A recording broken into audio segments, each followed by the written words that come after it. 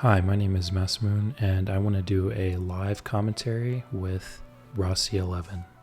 In this video, I'm going to actually do a live commentary over a master. It is the first day of getting Rossi-11, and I think I'm almost powerful enough to actually do a Grandmaster, but I think just for testing purposes, I really want to do a master. I, like some other people, definitely didn't realize that Rossi-11 was coming out today, so I was saving my materials for that day when Rossi-11 would arrive. We had sort of leaks and rumors that a defense-based warlock was coming, but I just didn't realize it was going to be that soon. So one thing you'll notice is that if you saw my Grandmaster with the Tall, I'm using the exact same artifacts, and turns out it actually works out pretty perfectly with the overshield and the self-healing that Rossi-11 actually does. These artifacts actually play in perfectly, which also give me a nice power boost as well. Just perfect. I currently only had the first two. I'm at 3 right now, and I think I might go for 4, only because there's a damage boost on the extra builds, but I'm not in a hurry since Rossi-11 is actually a new permanent character. If you don't already know, Rossi-11 is actually our first warlock that is a defensive character, and so this is a new style for me to play because I primarily only play warlock. And this is a great video because I am not with an OP team, so my teammates aren't extremely powerful necessarily. We don't have a big damage dealer. Ikora does have potential, and I'll do a video on her later because I definitely have built into Ikora. Yeah, I mean, we are kind of a we're a team full of 4 stars, so you would expect that maybe we would have a hard time getting through this content, but I feel like we had a pretty easy time for the most part, especially considering I was testing things out. So right off the bat, I ended up hitting this captain with a barrier. The barrier does a sort of vortex similar to Ikora, but at the same time, you'll also notice that the barrier vortex actually stopped that captain from teleporting backwards. Usually within the first part of this strike, the captain teleports backwards. Here you'll also see another tactical play. I put up that barrier on the captain, and it's blocking the sniper from being able to hit me while I got the res. Now I'm using the bow to focus on that marksman champion back there, Shinka. And one thing you'll notice I do right off the bat, since I did some testing, you definitely want to put the barrier around a champion because it keeps them from being able to hit your party. So it's a really interesting way to look at a defensive character. Usually when you're hitting the dot at the top of the marksman, most of you will know that these projectiles come out and start hitting you for big damage. But when you use Rossi-11, what you want to do is put that barrier over the champion while you're actually attacking them, so the projectiles can't get out. Pretty fun way to play, actually. So here, even though I'm not, I don't have weapons equipped to deal with those void shields, you can see Rossi-11 is actually really powerful because it can do a lot of explosive damage when doing the 1-2 hit combo, utilizing the barrier vortex plus the other ability. I'm going to get the names down here pretty soon, but see, you keep noticing that I'm using the barrier to the advantage, and now I'm actually popping my super here and using that so we can focus fire on whatever we want. I noticed they're working on the Shank, so I start working on that captain over there. I get a barrier on him. If enough time passes, see, that super actually did quite a bit of damage. If enough time passes, then that super wall that Rossi-11 will put up will actually push forward. And then don't forget, it does a lot of damage on enemies. In a raid, I actually utilize that wall on another Shinka, I put it right on top of him and it does a lot of damage. So here you see I'm just really abusing that barrier for the champion. Another thing I'll call out here, you see I'm getting hit pretty hard. So I start, utilizing the wall since I don't have another barrier yet. A quick play you'll notice I do sometimes is, even if the Shinka has its shields up, I will use my ability so that my artifact gets me health back and an overshield.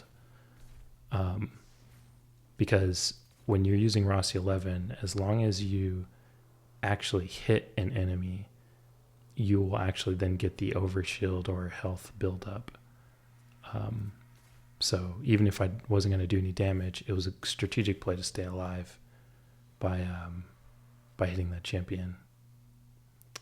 So now we're traversing through. I think this is a good time to talk about the Trinity Ghoul versus using the crossbow, the exotic crossbow. The exotic crossbow is really OP. It's really strong. And so I'm sure a lot of people are curious as to which one to play. I recommend, if you had the crossbow built up, might be a good start to just use that. But I actually didn't have it built up. I actually didn't even have a copy on me. I used it for the spare exotic parameters so that I could, form another exotic. Since I don't really care about Ningfei personally, so it's just not a character I want to use or am interested in. So I never thought to build that crossbow. And so what I did is decided to start testing out with Trinity Ghoul. And I think that the thing is the Trinity Ghoul does really well against ads. I think it's a good ad clearing weapon, and it also does a decent amount of damage. As a defensive character, I'm not necessarily interested in DPS necessarily. I'm more interested in crowd control and trying to create barriers. And there we go. We see that I died there. I kind of overcommit. Also, still need to play corners, even though I'm a, defense character. Now here I'm making that play again. I'm really spamming the shield. So the only thing that I think would be better on Rossi-11 is the ability to create the shield anywhere you want. But as you can see, we kind of already get that with the super. But when you're throwing out your other ability, you have to be kind of, I guess you could aim anywhere you want with that thing. I had to test out whether or not it needs to hit something. But yeah, you can see it's extremely helpful with these champions. So, yep, and I'm getting health back. See, I use that technique where I hit the enemy, got some health back in and over shields. I already have another barrier ability. I'm going to utilize that pretty much as soon as the champion's up. That way it can't hit us if we stay behind the barrier. We could really just play this barrier. So what I'm finding through the experimentation with this very first Master Strike here is this character is extremely tactical, and much like a Tall and any of the other warlocks, like they have sort of a higher skill ceiling because you have to really think about how you're gonna, utilize that character's abilities and when.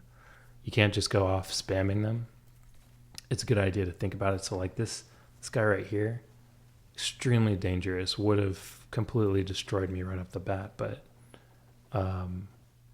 thanks to placing the barrier at the right time, I was able to, get away and weather the fall. And also even you can tell above my health bar, I was able to get the get some shields on by using my ability. The overshield really does come in handy. Now, during this part, I was kind of confused. So you see me kind of like, kind of confuzzled. It's because I didn't know what my teammates were doing. And it looks like the Ikora was kind of skipping along and actually just doing the objective. And I didn't realize that doing the objective was going to despawn these champions. I've always kind of dealt with the champions. So I was kind of confused why no one else was helping me with taking care of the champions. But as you can see in a moment, even though I put some damage into that guy, our Ikora went ahead and complete the objective and allowed us to move forward. So now there's something really interesting that happens in the boss fight. Something I discover is that this barrier can actually block the boss's beam, which is really, really cool. You'll see I do it several times because I'm just trying to experiment and trying to, make sure that works reliably. Definitely whiffing my shots here. I'm just so kind of like impressed with this character that now here I put the barrier here, but it's actually still kind of behind the beam where the beam would be coming out of the boss. So it didn't block it accurately. It blocked it there. But you're going to see me actually block the beam in just a minute here.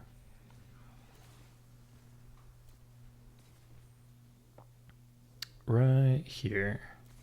So here I'm like, can I block that thing? And there you go.